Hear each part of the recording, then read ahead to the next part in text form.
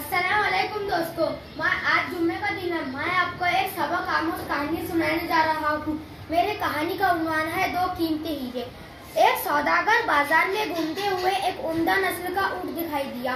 सौदागर और ऊंट बेचने वाले के दरमियान काफी देर तक गुफ्तगू शनीद हुई और आखिरकार सौदागर ऊंट खरीद कर घर ले आया।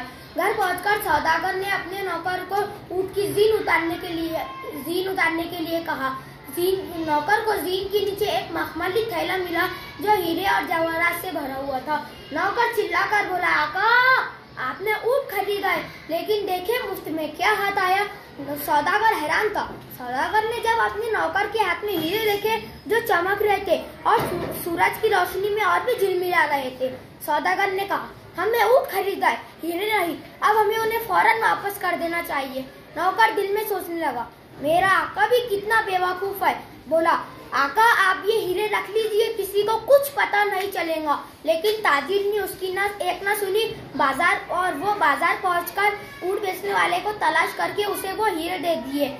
ऊंट बेचने वाला खुश हो गया और कहने लगा, मैं भूल गया था कि मैंने कीमती हीरे जीन के नीचे छुपा रखे हैं।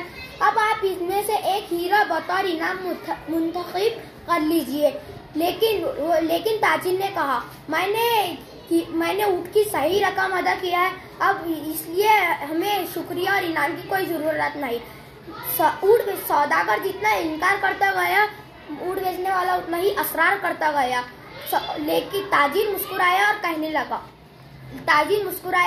लगा, हकीकत मैंने थैली लाने से पहले ही दो हीरे अपने पास रख लिए थे। ये सुनकर ऊंट बेचने वाला बहुत गुस्सा आया और उसने थैली में से हीरे निकाले और गिनने लगा। उसने बड़ी उलझन में कहा, ये तो पूरे हीरे हैं, फिर वो दो हीरे कौन है?